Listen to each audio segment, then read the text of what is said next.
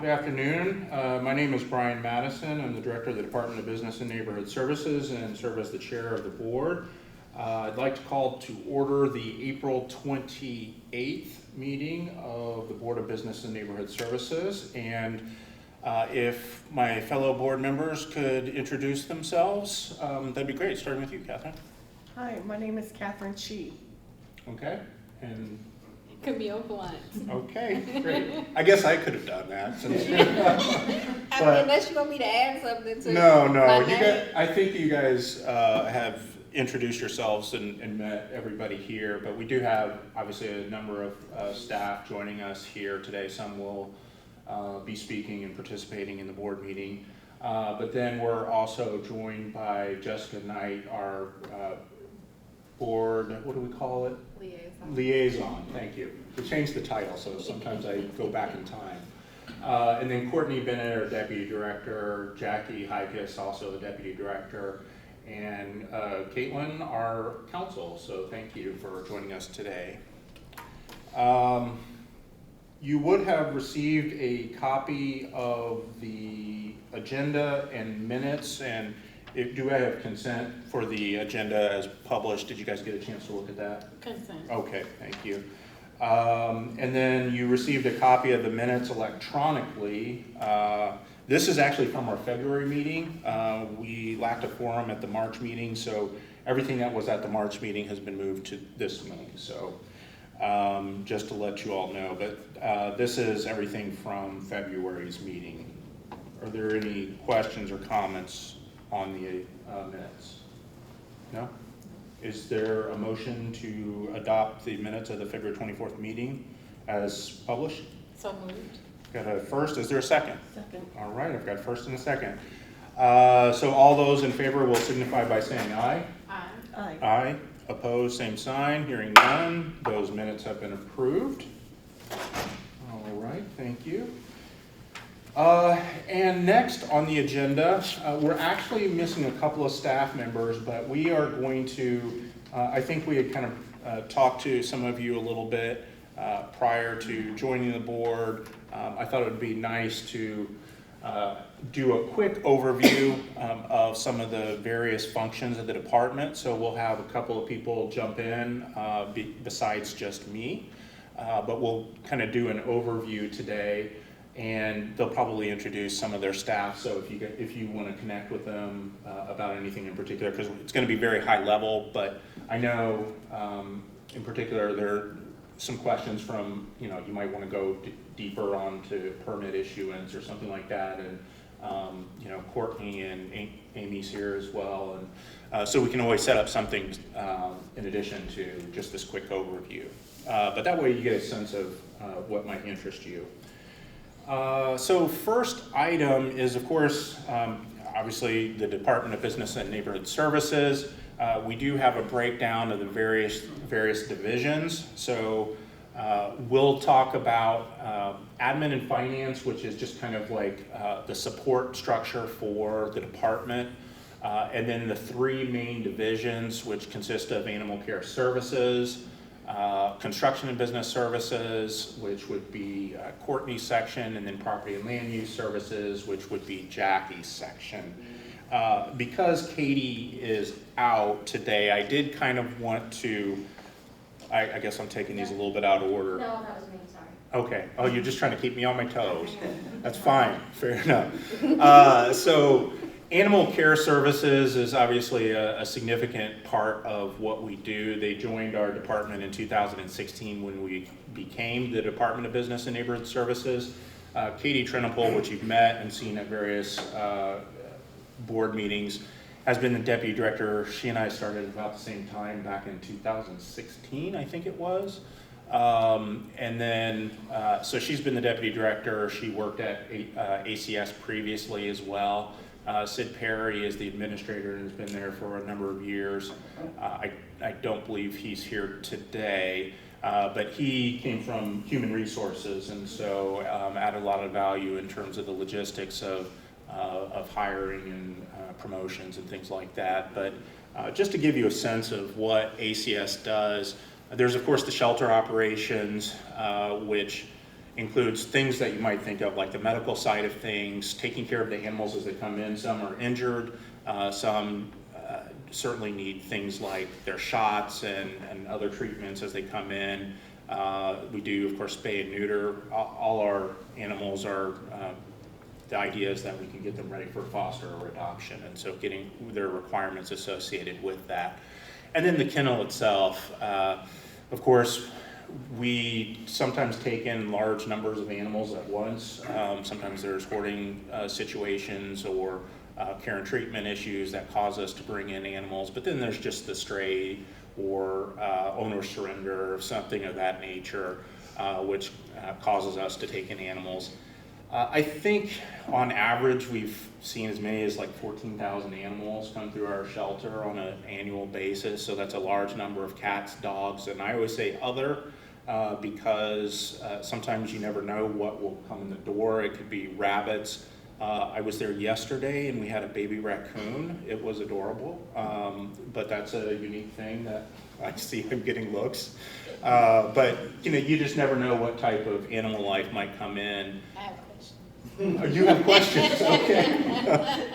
Go ahead. I mean. Well, okay. Well, if something is from the wild, why would it be an animal control? Well, we typically don't deal with animals from the wild. This is something that it was in danger. It was on the side of the road and they thought it needed medical treatment, and so we took it in. And we'll help locate it to a rescue or something of that nature. So anytime we get in anything like that, like a peacock or you name it, it's going to go to some sort of rescue. Okay. Those are real examples too. So the kennel has been, you may have seen, we've experienced some hiring issues at the kennel. We've recently made some changes related to personnel to help address some of those issues out there to better attract and retain employees.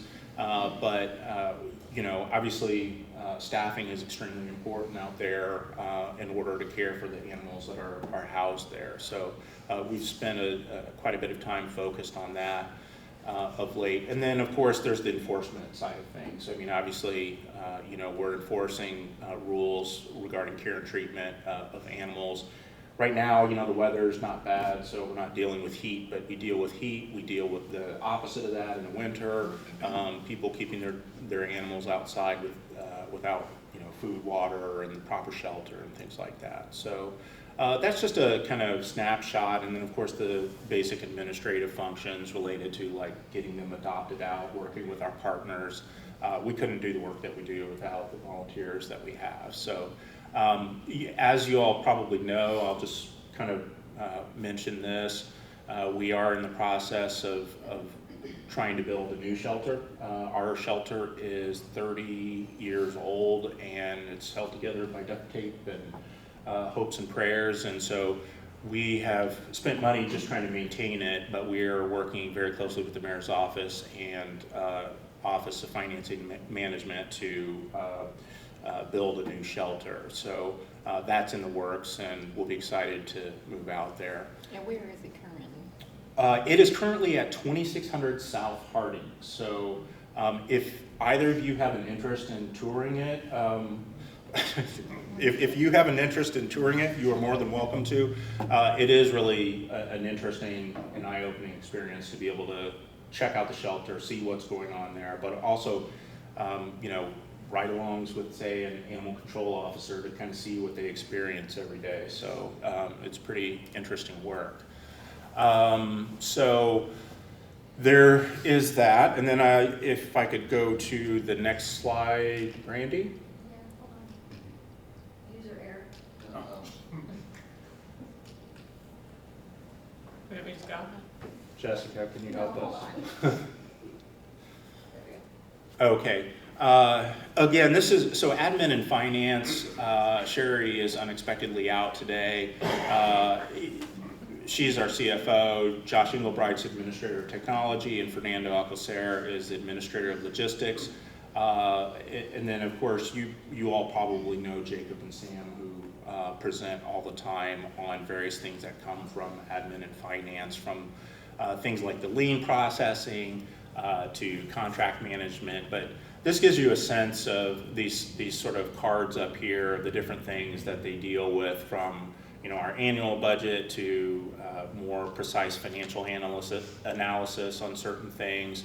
We have 275 employees in our department, so that's hiring, firing, promotions, and people getting certifications for various things. If they're, say, a building inspector, accounts receivable and payable, and all the various technology that supports both the folks here at South Madison, but down on South Harding as well. All the equipment needs that they each have, and safety equipment and things like that. So, and add to that just the basic things of an office of fleet management and document records and things like that. So, Are all employees here or the city county building? no, so most of the employees for BNS are located here in South Madison.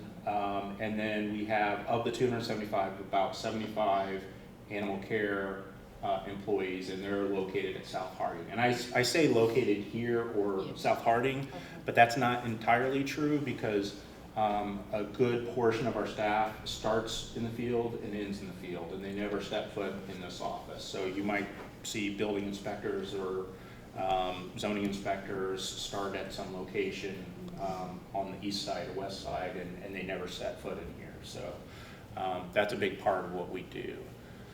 So with that, I will turn it over to the next presenter, which I believe is Courtney Bennett. Yeah. Hello, board. Courtney Bennett, Deputy Director for the Division of Construction and Business Services. So as part of my division, there are 2 bureaus. So, and they're listed there. One is the Bureau of License and Permit Services, and the administrator for that bureau is Amy Wonder, who's here. And then also the Bureau of Construction Services, and Chris Freeman, who's our administrator, is here, as well as Mike Poppage, who is our manager for construction services. So Bureau of License and Permit Services kind of says, the title says what they do, more or less, and they review and issue all permits and licenses for the city. So regularly we issue over 40,000 permits. 40 permits I don't think would be that impressive. But I think 40,000 is impressive. 40 different kinds. 14 different kinds. Okay. And then even within that 14 different kinds, the process is much different for a residential project. Like I want to build a deck versus I'm building a 20-story building downtown Indy. And so included in those 14 types, we have like the building permits, so structural, permits for things like crafts, electrical, plumbing, HVAC, wrecking. We have drainage, improvement location, then things like the right-of-way, and all kinds of everything in between. And then also licensing, we have one section, one manager solely focused on licensing. So that section licenses probably over 20 types of business license. So food carts, kind of like the hot dog vendors, they get a license through us. Carriage drivers, taxis, pedal cabs, all kinds of assortment of things. As well as they do all of our contracting licenses, like for general contractors who pull our permits. And this section also does everything related to the permitting of special events as well. So that kind of, there is some other stuff. The Bureau does so much. Also included in that Bureau is weights and measures. So the next time you get your gas, or you're at the grocery store and see a scale, take a look for the sticker. Because it's a small and mighty team of about 5 people, and they inspect every single pump, every single scale in the county, which is very impressive. As well as in Amy's group are our right-of-way inspectors, who do all inspections related to the right-of-way, and our kind of drainage inspectors, who will go out and ensure our drainage permits are kind of the works in compliance with their permit, and then a lot of stuff related, to infrastructure and drainage. Sorry.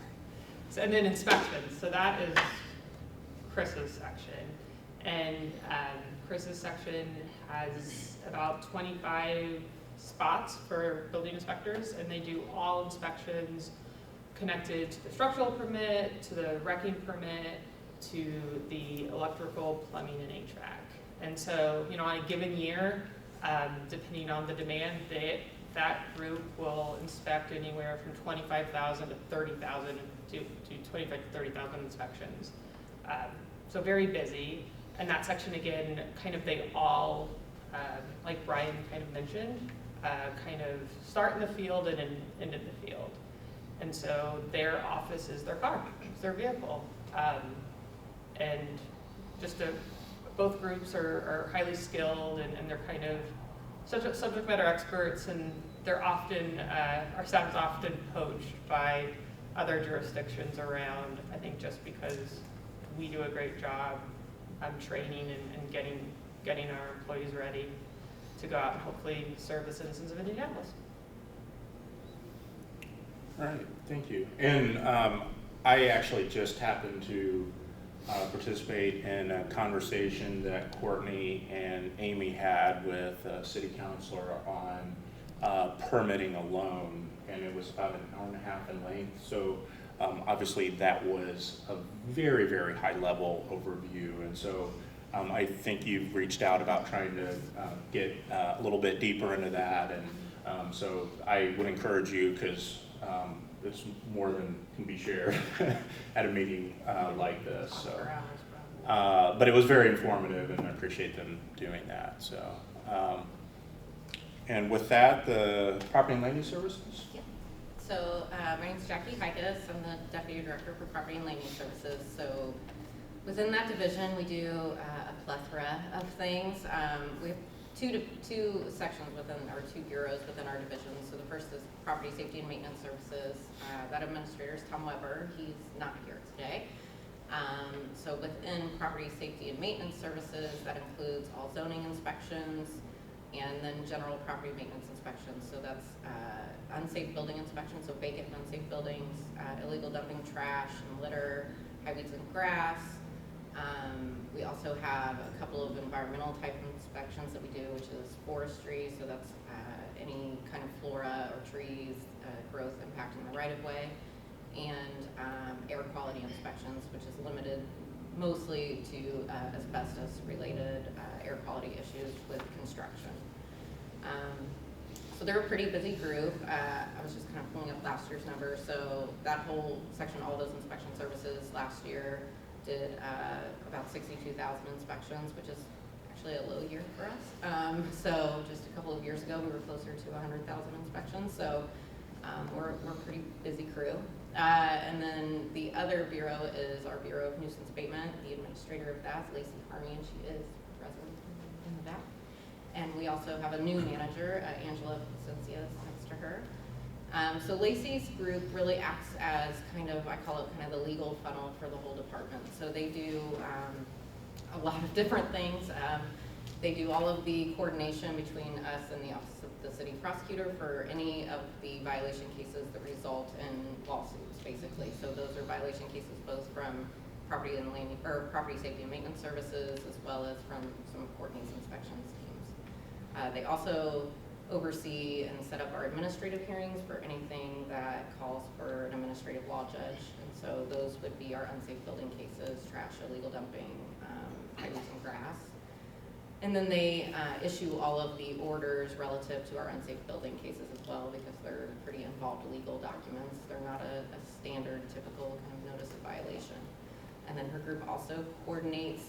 We do about 6 to 8 neighborhood cleanups from spring to fall every year, and so her group coordinates that.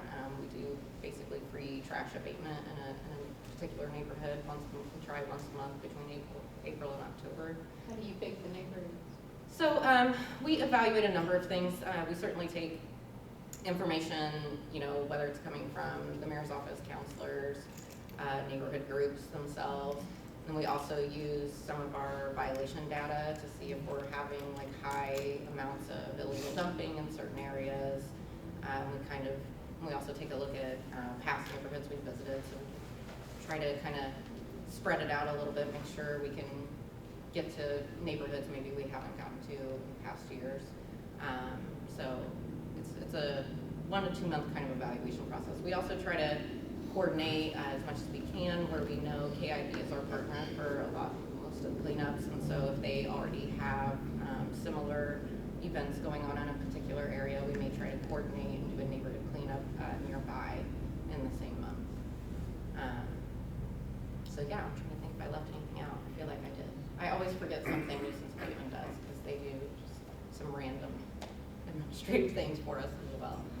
Yeah, and one thing, I mean, you guys have the presentation that was sent to you electronically, the names of the folks, which a lot of them have a ton of combined experience here. I mean, I can look across this room and see people that have been here at least 5 years or 10 years, and if not more.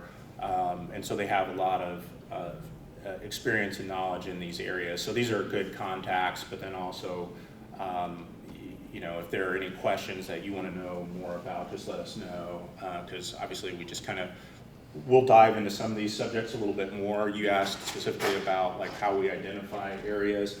I think you'll start to see some trends in some of the presentations that Sam will do, visual representations in certain neighborhoods that kind of give you cues as to where you might deploy and use resources based on some of the illegal dumping, trash activity that you see out there. So he likes to give us a lot of good graphics in terms of maps and data. So thank you all for kind of giving a high-level overview. And like I said, feel free to reach out to me or Jessica or any of the management that's here if you want to learn a little bit more. We'll try and do more specific presentations throughout the year on more narrow subjects. Okay.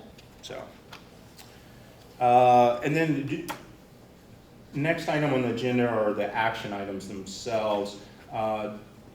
Do we have consent to take let me see if I understand this correctly. You're wanting to take resolutions 8 and 11 together? If the And- board is amenable to that. Would that work? That's fine with me. Okay. So yeah, let's go ahead and start with that, and you can do your 2 trash lane presentations.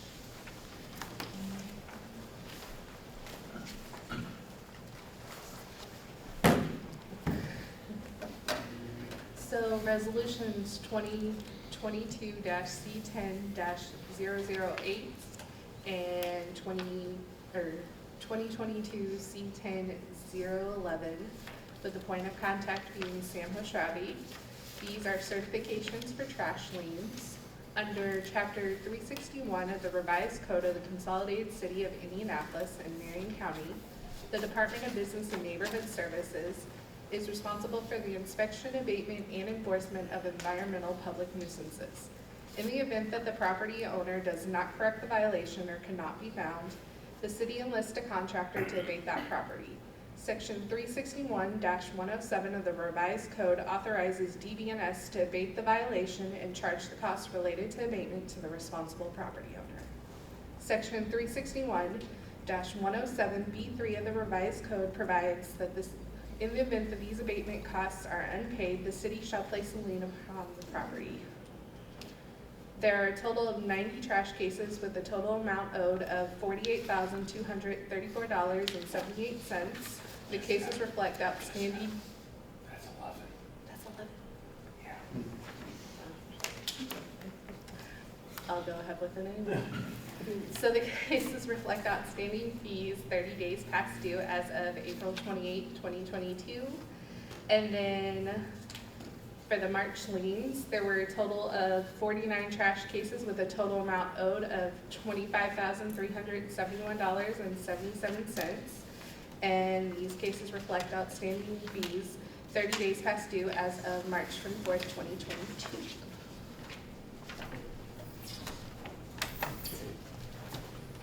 Thank you.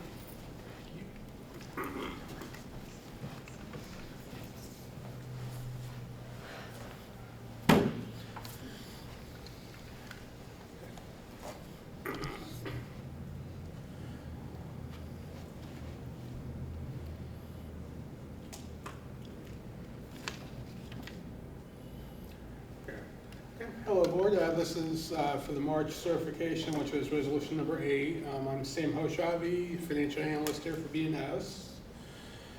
were from the last meeting. So we've got 49, for this certification, it was 49 cases, totaling $25,371.77. This gives an average dollar amount of $517.79.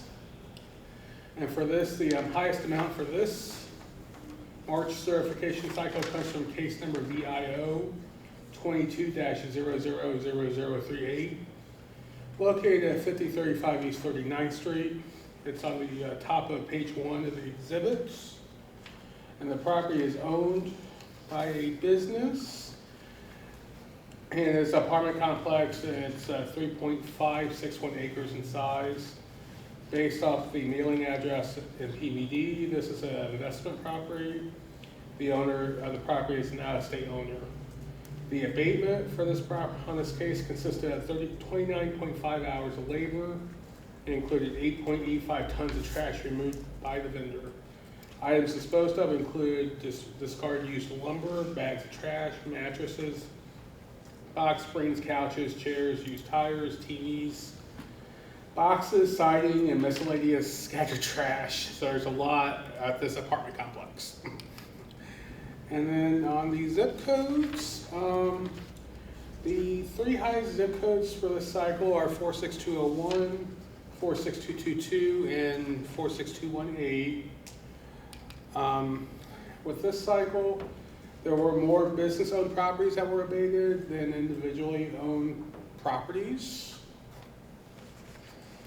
And then March year-to-date, we've had 197 cases totaling $109,164.69. This gives an average lien amount of $554.19. And then the year-to-date through March data, the 3 highest zip codes are 46201, 46218, and 46222. And there are some in the zip codes that have slightly more business-owned properties and some that have slightly more individually owned properties. However, it does tend to even out between the highs and the lows between the different zip codes. And then the March year-to-date, there was a reduction of 101 cases totaling $53,921 when comparing March year-to-date 2022 when compared to March year-to-date 2021. And then on the highways and grass part, the season has started. The season can last through November. The lien process for highways and grass can start as early as the May certification cycle, but more than likely it will start in the June certification cycle and could last through the following January of 2023. And then on the 011, which is the... Tell you what, can we pause for a second? Are there any questions on that specific resolution before we go Yes, to the next one? I have a question. So on, the graphs where you list out, the businesses with trash liens, so, you identify the top 3 areas. So, like in 46201, that seems to be a substantial amount of businesses. Is that because of property owned? That means the property is not owned by a private citizen, it's owned by a business? By a business entity, not-for-profit, church, anything that's not an individual. So if we're with this data, it's anything individuals owned by you or me or a family or husband and wife or a couple. And then a business is anything that's not an individual. Okay. So that's could be a regular like 7-Eleven, or it could be Eli Lilly or whatever. Okay. Any sort of business or any sort of anything that's not an individual falls in that business group. Okay, so, are operational businesses like having trash issues or? They could also, it could be properties that are, it could be residential properties that are owned by an investment company that they've Gotcha. just taken title to, Okay, and they haven't had either the opportunity or they've just abandoned it. Oh, right, okay. Yeah, I think there are a lot of properties that we see out there that it's not clear who the owner is because it's an LLC, and so you'll see some of that out there, and it's not necessarily like an operational business, it's some sort of organization or business that owns that particular property, and That so, makes sense. rather than an individual that we can point to Yeah. more clearly. Any other questions on that particular resolution? Not for me. Okay, if not, well, you want to proceed with 11 then?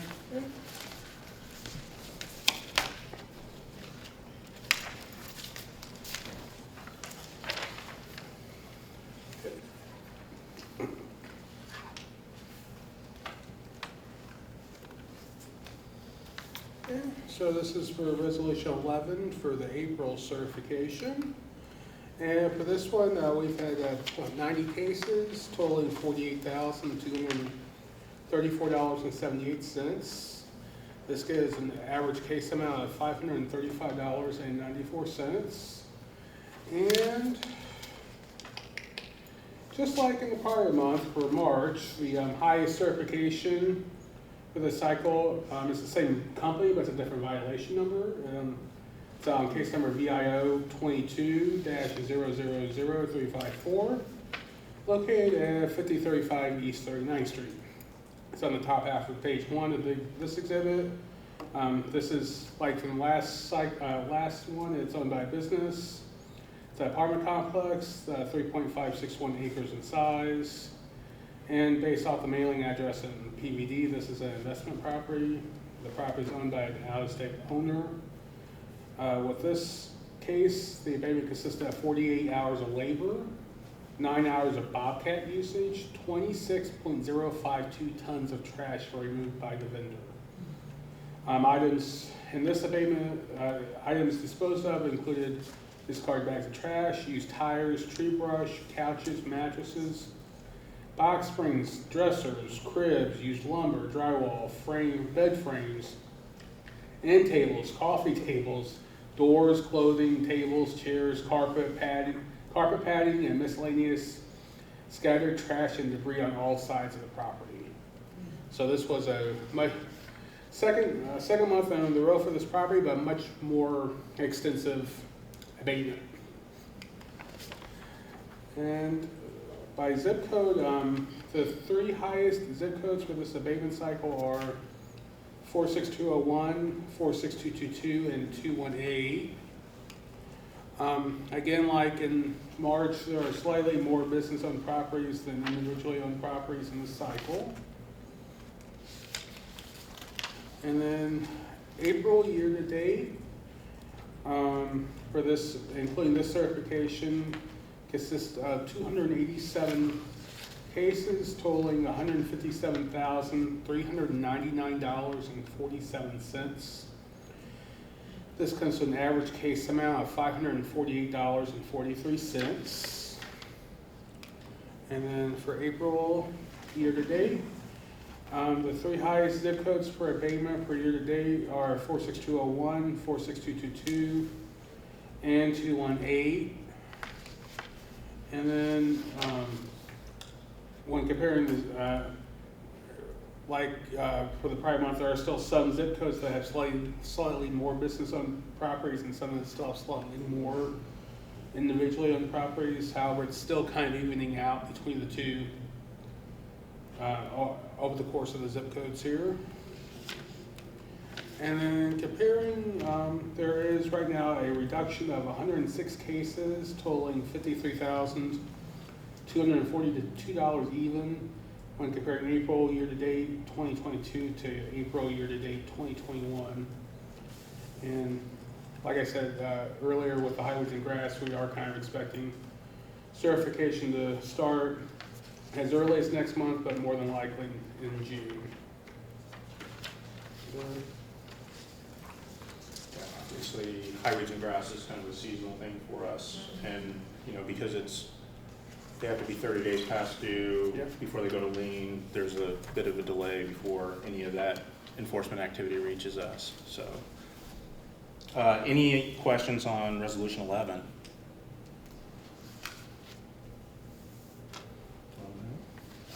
Seeing none, is there a motion to approve resolutions 8 and 11? So moved.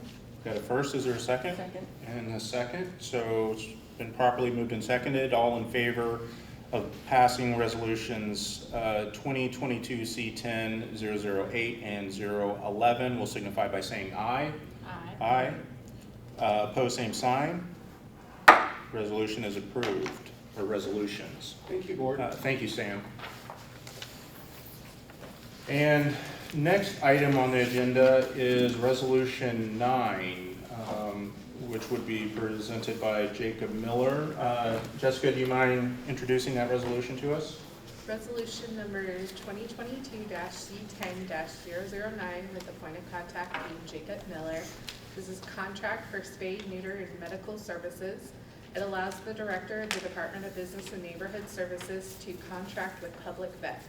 The financial information is $10,000 and the funding source will be the City County General Fund.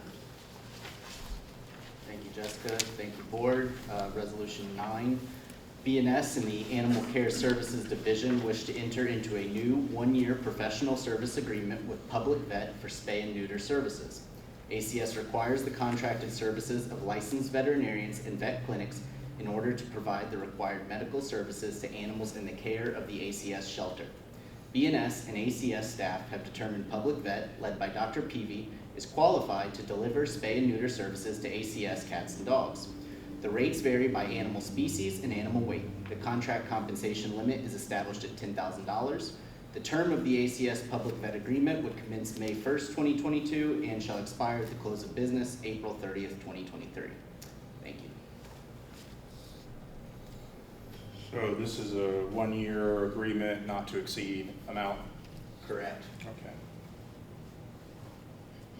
And the other clinics that we contract with, we did 2-year agreements, but based on some feedback we got from the board in the past, we set this new agreement with this new vendor up as a 1-year agreement.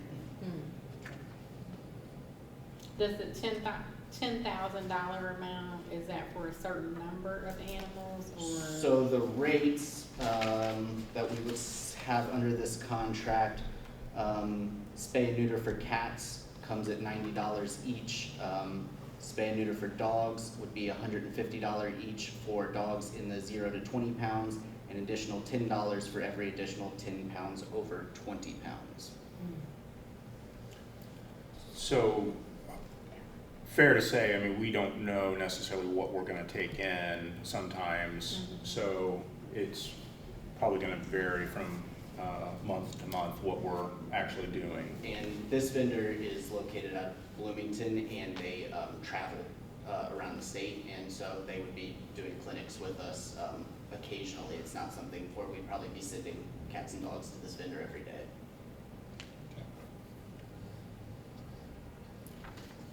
Any other questions? So do you mean they come on site to South Harding or? I can't speak to whether or not we'll have them come to South Harding, because sometimes they may be servicing other groups and other private individuals as well, whereas we may take our animals to meet them at a Okay. third-party location. Okay. A lot of those details are probably to be determined once we get the contract established.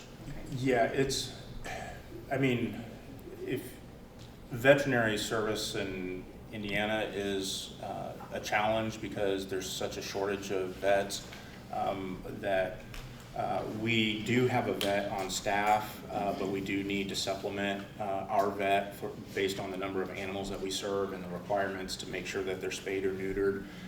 And sometimes we have to be creative about how we do that, whether it's sending animals to a facility to get spayed and neutered, and sometimes that's where the vet will travel to in order to do that, so it's off-site at another facility, or it's at the shelter location. And just to add to that context for why we have so many spay-neuter vendors and why we sometimes have to go out of the county to get those services, according to the Vet Care Access Project, they rate Marion County on a 100-point scale.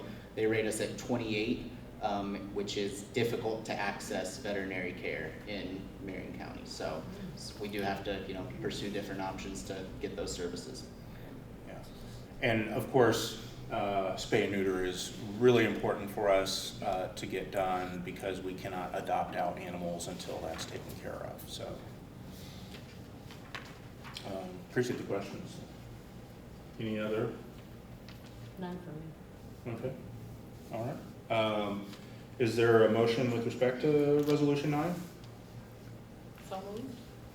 To, okay. As presented. Okay, I've got a first. Is there a second? Second.